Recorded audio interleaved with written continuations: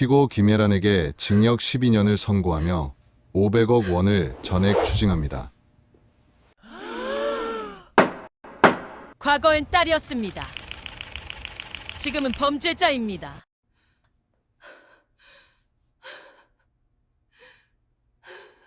엄마는 이제 필요 없어요. 물도 빵도 없이 사흘째다. 철문이 닫혔다. 자물쇠가 걸렸다. 쾅. 하이힐 소리가 멀어진다. 딸 혜란의 발소리다. 이금자는 어둠 속에서 그 소리를 들었다. 엄마는 이제 제 인생에 필요 없어요. 그 마지막 말이 창고 안을 차갑게 맴돈다. 지하 창고. 햇빛 없음. 물 없음. 80세 이금자. 차가운 콘크리트가 등뼈를 스며든다.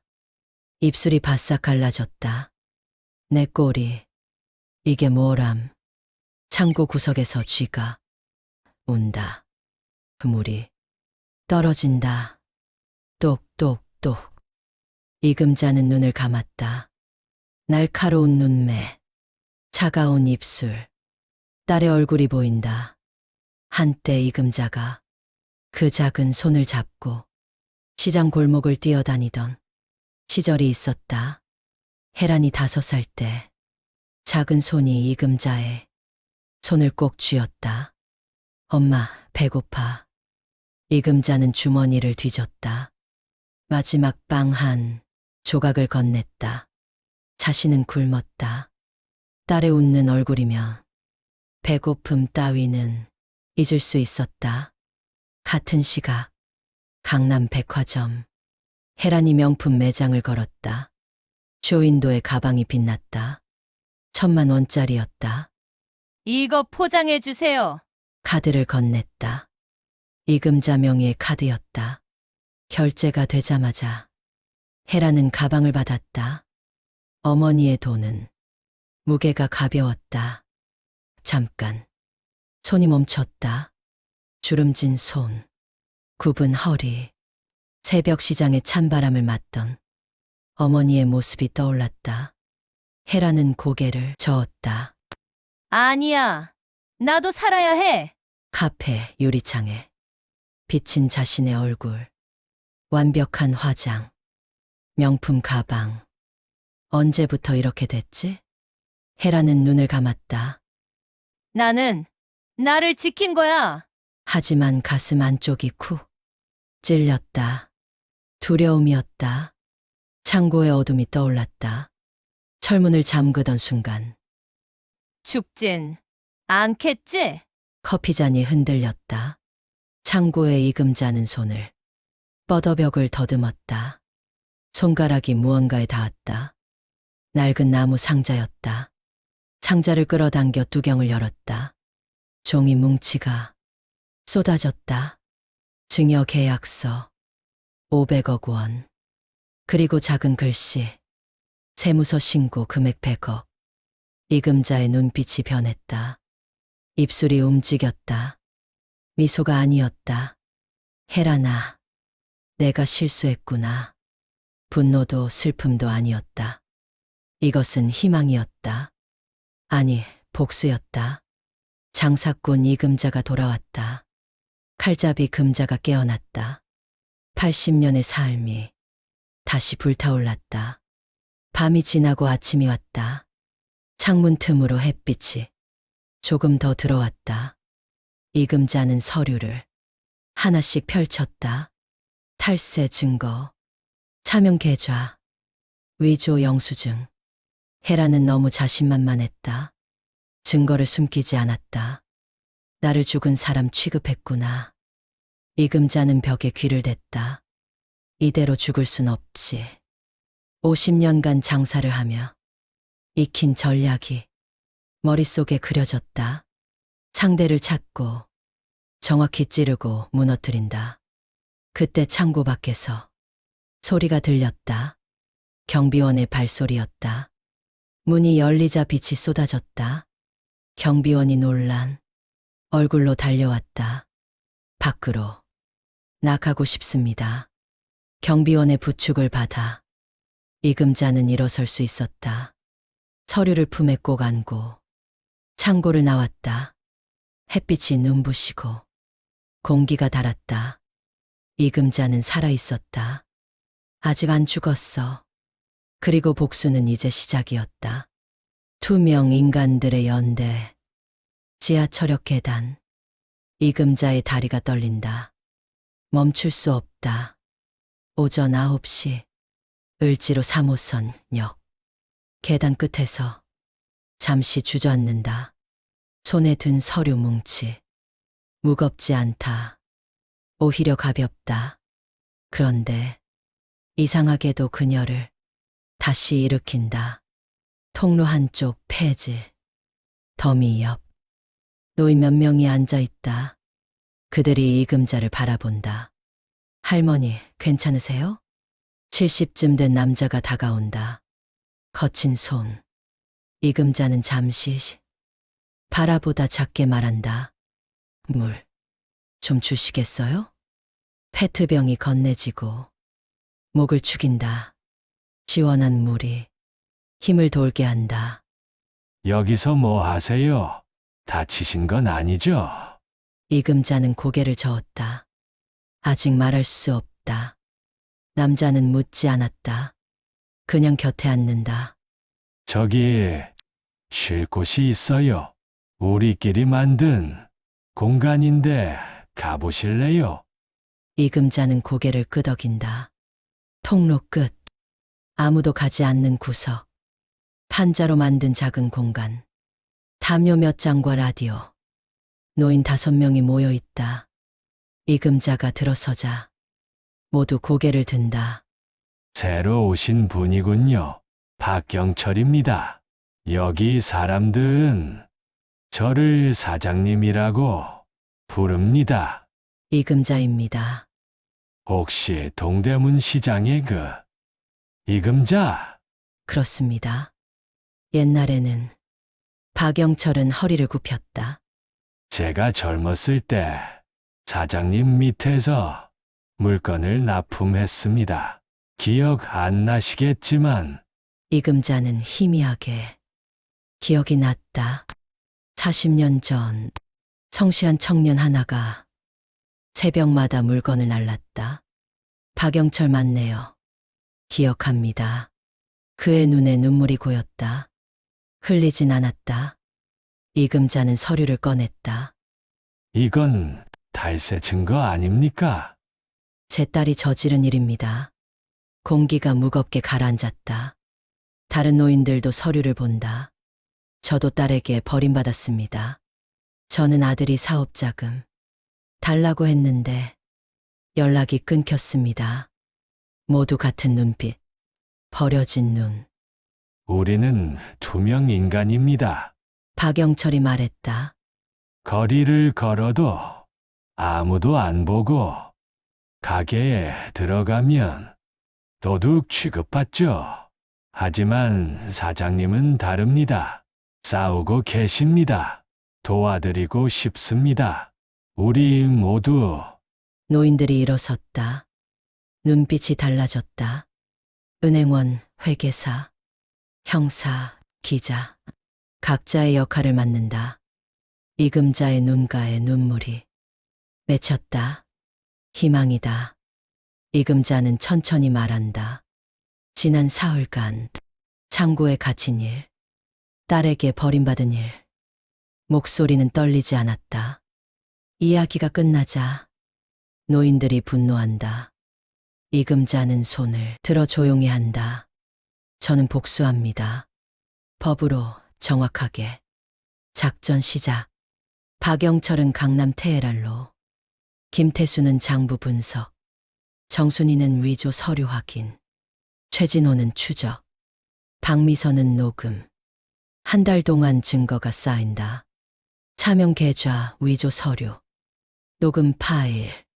다. 이제 변호사를 만나야 합니다. 이금자는 오래된 수첩을 꺼낸다. 손가락으로 이름을 짚는다. 김철수. 지금은 변호사가 됐을 겁니다. 장사는 결국 사람입니다. 제가 평생 쌓은 건 인맥입니다. 박영철이 미소 짓는다. 역시 사장님입니다. 이금자는 전화를 건다. 오랜만에 누르는 번호. 진호음.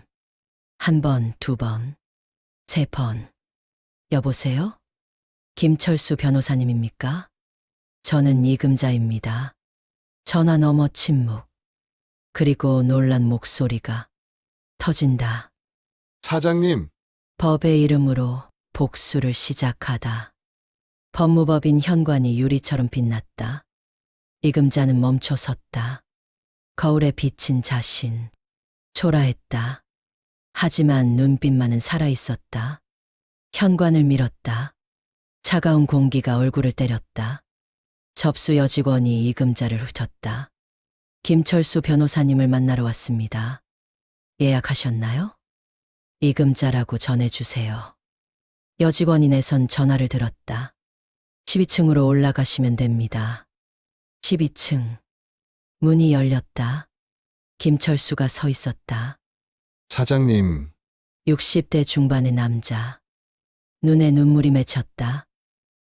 정말 사장님이십니까? 이금자는 고개를 끄덕였다. 일어나세요, 김 변호사. 김철수가 사무실로 안내했다. 넓고 깨끗한 방. 창밖으로 서울이 보였다.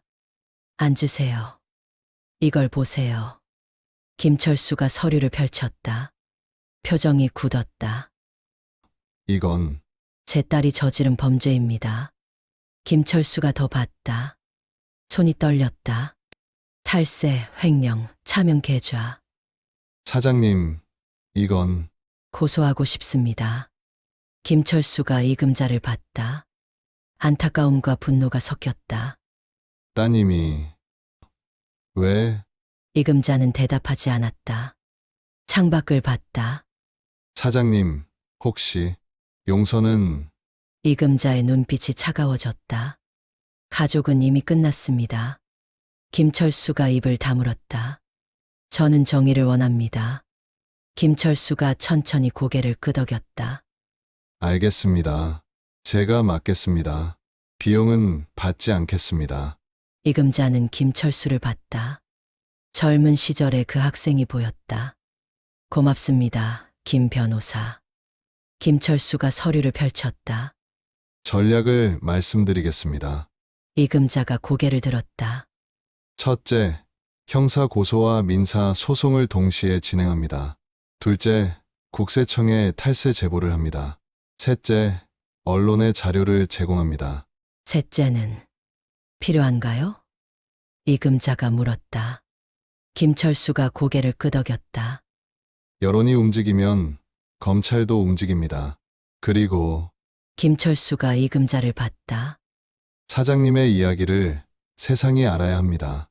노인 학대, 경제적 착취, 이건 계란 씨만의 문제가 아닙니다. 이금자는 창밖을 봤다. 전 복수가 아니라 정의를 원합니다.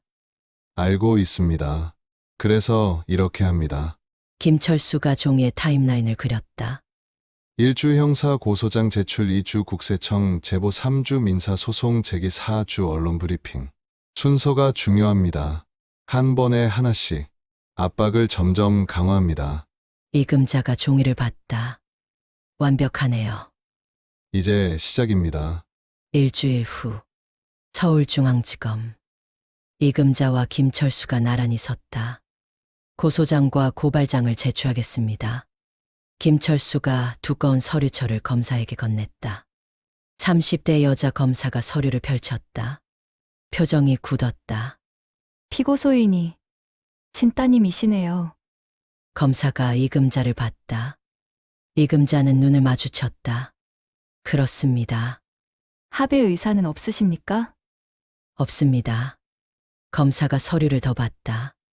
침묵이 흘렸다. 서류 넘기는 소리만 들렸다. 증거가 완벽하네요. 검사가 말했다. 김철수가 대답했다. 한 달 동안 수집한 것입니다. 검사가 이금자를 다시 봤다. 눈빛이 달라졌다. 존경이었다. 어르신, 제가 직접 이 사건을 맡겠습니다. 이금자는 고개를 숙였다. 부탁드립니다. 같은 시각, 강남 테헤란로. 헤란의 사무실. 헤란은 커피를 마시고 있었다. 달콤했다. 창밖으로 서울이 내려다 보였다. 모든 것이 자신의 것 같았다. 대표님! 비서가 황급히 들어왔다. 얼굴이 창백했다. 무슨 일이야? 헤란이 짜증스럽게 물었다. 비서가 봉투를 내밀었다. 검찰청에서 소환장이 헤란의 손에서 커피잔이 떨어졌다. 바닥에 부딪혔다. 깨졌다. 갈색 액체가 바닥에 퍼졌다. 헤란은 봉투를 열었다. 손이 떨렸다. 소환장이었다. 고소인 이름을 봤다. 이금자. 헤란의 얼굴에서 피가 빠졌다. 어머니가 입에서 말이 나왔지만 믿을 수 없었다. 죽었을 줄 알았다. 창고에서 굶어서 헤라는 의자에 주저앉았다. 사무실이 빙글빙글 돌았다. 눈앞에 보이는 것들, 수입 가구, 명화, 트로피, 모두 어머니의 돈으로 산 것들. 내가 번 거야. 내 능력이야. 수없이 되뇌었던 말. 하지만 지금은 공허하게 들렸다. 창고에 가뒀던 날이 떠올랐다. 철문을 잠그던 순간. 어머니의 목소리. 헤라나. 뒤돌아보지 않았다. 그냥 걸었다. 괜찮아. 늙었잖아. 어차피 죽을 거야. 하지만 지금 어머니가 살아있다. 소환장을 보냈다. 싸우고 있다. 어떻게 살아났어? 공포가 밀려왔다. 이건 단순한 소송이 아니었다. 복수였다. 어머니의 눈빛이 떠올랐다. 마지막으로 봤을 때 텅 빈 눈, 아무것도 없는 눈. 그게 더 무서웠다. 헤란의 손이 떨렸다. 대표님, 어떻게? 비서가 물었다. 헤라는 대답하지 못했다. 소환장을 다시 봤다. 탈세, 횡령, 문서 위조, 노인 학대. 모든 것이 적혀 있었다. 하나도 빠짐없이. 어떻게 알았어? 어떻게? 땀이 흘렀다. 등이 축축해졌다. 변호사 불러. 목소리가 떨렸다. 소환장이 바닥에 떨어졌다. 모든 것이 무너지기 시작했다. 거울 앞에서 깨달은 진실. 거울 앞에서 립스틱을 그었다. 처음 화장을 배우던 날 엄마는 내게 말했다. 여자는 입술이 흔들리면 마음도 흔들리는 거야. 그 말이 그렇게 오래 남을 줄은 몰랐다. 엄마는 늘 단단했고 나는 늘 그 단단함이 두려웠다. 나보다 돈을 더 사랑한다고 생각했다. 엄마는 내 생일보다 세무신고 마감일을 더 신경 썼으니까.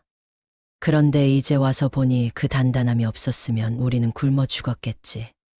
그걸 이제야 안다. 일주일 전 남편이 집에 들어왔다. 얼굴이 창백했다. 사업이 망했어. 그 말을 듣는 순간 머릿속이 하얘졌다. 얼마나? 20억. 20억? 우리 집 담보대출까지 합치면 40억. 어떻게 갚아? 남편은 대답하지 않았다. 그저 소파에 주저앉았다. 나는 화장실로 갔다. 거울을 봤다. 엄마처럼 살고 있어. 엄마는 평생 빚을 갚으며 살았다. 새벽 4시에 일어나 시장으로 갔다. 나는 그게 싫었다. 나는 엄마처럼 안 살 거야. 수없이 되뇌었다. 하지만 지금 나는 빚더미에 앉아 있다. 피 묻은 증거, 정의의 완성. 새벽 5시. 을지로의 골목은 아직 어둠 속에 잠겨 있었다. 박영철은 숨을 죽인 채 폐지 수레를 끌었다. 건물 입구에는 경비원이 서 있었다. 담배 연기가 희미한 가로등 아래로 흩날렸다. 1분, 2분, 3분. 박영철은 경비원의 시선이 돌아서기를 기다렸다. 지금이다. 자연스럽게 쓰레기통 쪽으로 다가갔다. 뚜껑을 열고 손을 넣어 종이를 더듬었다. 파쇄된 조각들. 증거가 그의 손에 잡혔다. 주머니 속에 조각들을 넣는 순간 경비원이 돌아왔다. 박영철은 고개를 숙이고 늙고 병든 노인처럼 손을 떨었다. 폐지 줍는 거예요. 경비원은 코웃음을 치고 돌아섰다. 박영철은 모퉁이를 돌아 숨을 크게 내쉬었다. 휴. 성공이었다. 해가 떴다. 사람들은 출근을 시작했다. 박영철은 공원 벤치에 앉아 폐지 더미를 쌓아두었다. 아무도 그를 의식하지 않았다. 그는 투명 인간이었다. 검은 승용차가 멈추고 혜란이 내렸다. 명품 정장, 선글라스, 하이힐. 화려하지만 얼굴은 굳어 있었다. 박영철은 수첩에 메모했다. 옷차림, 표정. 모든 것이 기록이었다. 혜란은 세무사와 만나 커피숍으로 들어갔다. 박영철은 창가에 앉아 신문을 펼쳤다. 신문 뒤에 숨은 그의 귀는 구석 테이블에 고정되어 있었다. 이번 달에 또 30억이 움직였어요. 대표님, 위험합니다. 국세청이 눈치챌 수 있어요. 괜찮아요. 차명 계좌니까 어머니 명의고. 박영철의 손이 굳었다. 펜을 쥔 손에 힘이 들어갔다. 어머니의 이름을 악용하는 그 말에 분노가 치밀었다. 그는 조용히 녹음기를 눌렀다. 증거가 기록되었다. 그날 저녁 쉼터. 정순이가 돋보기를 켰다. 바닥에는 파쇄 조각들이 흩어져 있었다. 이금자가 다가왔다. 장사꾼의 손놀림이 빨랐다. 퍼즐처럼 조각들을 맞춰 나갔다. 여기 이 도장. 테두리가 번졌어요. 40년 회계사 경력이 한마디로 진위를 드러냈다. 조각들이 맞춰졌다. 차명 계좌 신청서, 해외 페이퍼 컴퍼니 계약서. 유령 회사를 통한 국제적 돈 세탁 정황이 드러났다.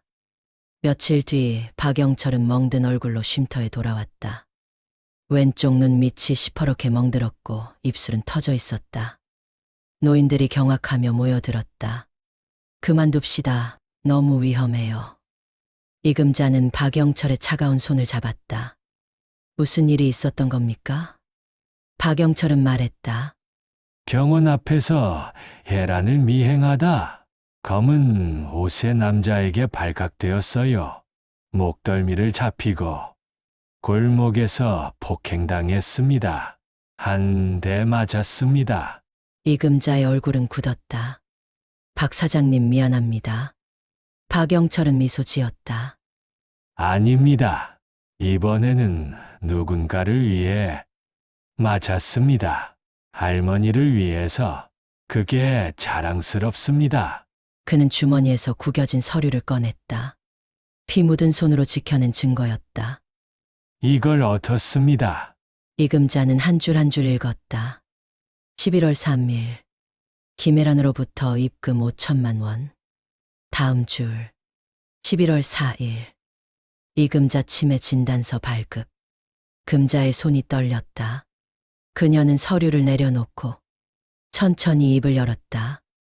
혜란이가 저를 법적으로 무능력자로 만들려 한 겁니다. 돈으로 의사를 매수한 거예요. 노인들은 충격에 휩싸였다. 분노가 방안을 채웠다. 이금자는 모든 증거를 가방에 넣었다. 무거웠지만 마음은 가벼웠다. 복수가 아닙니다. 정의입니다. 증거는 완벽합니다. 내일 김철수 변호사를 만나겠습니다.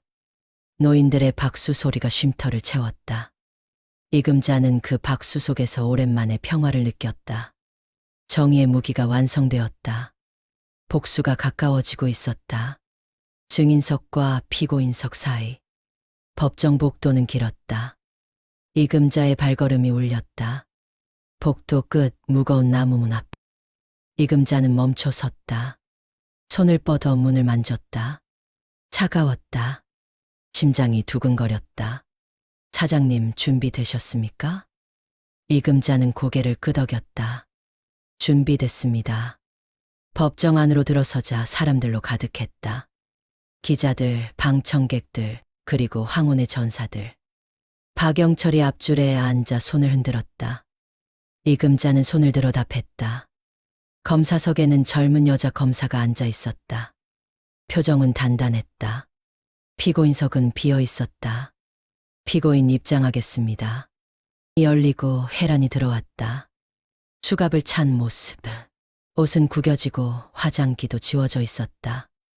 얼굴은 창백했다. 이금자와 혜란의 눈이 마주쳤다. 무언의 시간이 흘렀다. 재판장이 입장한다. 망치 소리. 쾅. 이제 재판을 시작하겠습니다. 피고인 김혜란에 대한 탈세, 횡령, 문서 위조 등의 혐의입니다. 검사가 일어나 공소장을 낭독한다. 목소리는 차갑고 명확하다. 피고인 김혜란은 2022년부터 2024년까지 모친 이금자로부터 증여받은 재산 500억 원을 이용하여 첫째, 증여세 400억 원을 포탈했습니다. 둘째, 모친 명의의 차명 계좌를 개설하여 비자금 200억 원을 조성했습니다. 셋째, 해외 페이퍼 컴퍼니를 통해 자금 세탁을 했습니다. 넷째, 위조 진단서를 통해 모친을 무능력자로 만들려 했습니다. 낭독이 끝나고 재판장이 묻는다. 피고인, 공소 사실을 인정합니까? 혜란의 목소리가 떨린다. 아닙니다. 저는 무죄입니다. 혜란 측 변호사는 곧바로 반박을 시도한다. 증여는 합법적이며 진단서는 유효한 의료 문서입니다. 방청석이 술렁인다. 재판장은 검사에게 반박 증거를 요구한다. 검사는 준비 시간을 요청받는다. 망치가 내려간다. 쾅. 2주일 후 두 번째 공판. 검사석이 일어선다. 증거가 하나씩 제시된다. 법정 스크린에 재생된 영상 건물 복도, 혜란이 이금자를 끌고 가는 장면. 창고에 밀어넣고 문을 닫는 장면. 영상이 끝나자 법정은 먹먹해진다. 혜란은 하얗게 질린다. 변호사는 즉시 이의를 제기한다. 검사는 다음 카드를 꺼낸다. 문자 메시지 기록. 화면에 뜬 문장. 엄마 문제 해결했어. 이제 아무도 방해 안 해. 방청석의 반응은 즉각적이다. 재판장은 증인신문을 허락한다. 이금자가 증인석에 선다. 다리는 떨리지만 목소리는 흔들리지 않는다. 증인은 선서해 주십시오. 양심에 따라 사실대로 말하겠습니다. 검사가 묻는다. 피고인과의 관계를 말씀해 주십시오. 과거에는 딸이었습니다. 지금은 범죄자입니다. 방청석이 술렁인다. 검사가 차분히 증거를 재생한다. 녹음 파일. 혜란의 목소리. 어머니 명의니까 괜찮아요. 아무것도 모르시니까. 이금자의 눈이 가슴을 찌른다. 검사는 화면을 바꾼다. 은행 이체 내역과 진단서, 날짜를 나란히 띄운다. 11월 3일 5천만 원 입금. 11월 4일 치매 진단서 발급. 재판장은 변호사의 이의를 기각하고 법정은 들끓는다. 일부 방청객은 분노의 소리를 낸다. 검사가 마지막으로 내민 증거 통화 녹취. 스피커에서 들리는 목소리. 진단서 발급했습니다. 돈은 받았고요. 흔적 남기지 마세요. 절대로. 법정은 폭발한다. 분노, 비난, 실망. 재판장이 수차례 망치를 두드려 정숙을 요구한다. 쾅, 쾅, 쾅. 혜란은 무너졌다. 의자에 주저앉아 울음을 터뜨리고 변호사가 부축한다. 재판장은 진실을 향해 묻는다. 피고인은 모친을 치매 환자로 만들어 고소를 막으려 했습니까? 침묵. 혜란은 말을 잇지 못한다. 검사가 마지막으로 묻는다. 증인, 피고인에게 하고 싶은 말이 있습니까? 이금자는 혜란을 오래 바라본다. 어린 시절 장면이 스쳤다. 작은 손, 밝은 웃음, 자랑스러운 얼굴들. 그리고 창고의 어둠. 목마름, 배고픔. 혜란아, 나는 너를 위해 80년을 살았다. 내 삶은 없었다. 오직 너뿐이었어. 그런데 너는 나를 버렸어. 쓰레기처럼. 혜란의 울음이 터진다. 엄마, 미안해요. 이금자는 증인석에서 내려와 자리로 돌아간다. 손을 무릎에 얹고 떨지 않는다. 재판이 잠시 정리된다. 재판장은 다음 공판을 일주일로 지정한다. 망치 소리. 쾅. 법정 밖으로 나오자 기자들이 몰려든다. 플래시가 터진다. 질문들이 쏟아진다. 이금자 씨 소감 한 말씀. 이금자는 카메라를 잠깐 바라본다. 목소리는 차분하고 단호하다. 저는 복수가 아니라 정의를 원했습니다. 잘못은 대가를 치러야 합니다. 가족이라도. 김철수가 다가와 이금자를 안내한다. 사장님, 훌륭하셨습니다. 이금자는 대답 대신 앞을 본다. 복수가 시작되었고 이제 끝만 남았다. 복수의 완성. 3개월이 흘렀다. 겨울이 왔다. 법정은 여전히 차가웠지만 이금자는 익숙해졌다. 오늘은 선고일이었다. 피고인 입장하겠습니다. 혜란이 들어왔다. 머리 흐트러지고 얼굴은 수척했다. 눈빛이 죽어 있었다. 모두 일어서 주십시오. 재판장이 앉자 모두 착석했다. 망치가 쾅 울렸다. 피고인 김혜란은 모친을 학대하고 국가 세금을 포탈하며 금융 질서를 어지럽혔습니다. 특히 자신을 키워준 모친을 범죄의 도구로 사용했습니다. 혜란의 어깨가 떨렸다. 입술이 갈라졌다. 재판부는 피고인에게 징역 12년, 벌금 500억 원, 몰수 재산 전부를 원고에게 반환하도록 명합니다. 법정이 폭발했다. 박수, 환호, 울음. 혜란은 바닥에 주저앉았다. 안 돼, 안 돼. 교도관이 다가와 수갑을 채웠다. 혜란이 마지막으로 이금자를 봤다. 엄마. 이금자는 눈을 돌리지 않았다. 법정을 나선 이금자 손에는 서류가 있었다. 박영철과 황혼의 전사들이 기다렸다. 새로운 시작을 하겠습니다. 이금자가 웃었다. 진심으로. 회수한 재산 300억을 기부하겠습니다. 노인 일자리, 주거 지원, 법률 지원 모두 함께. 박영철이 손을 맞잡았다.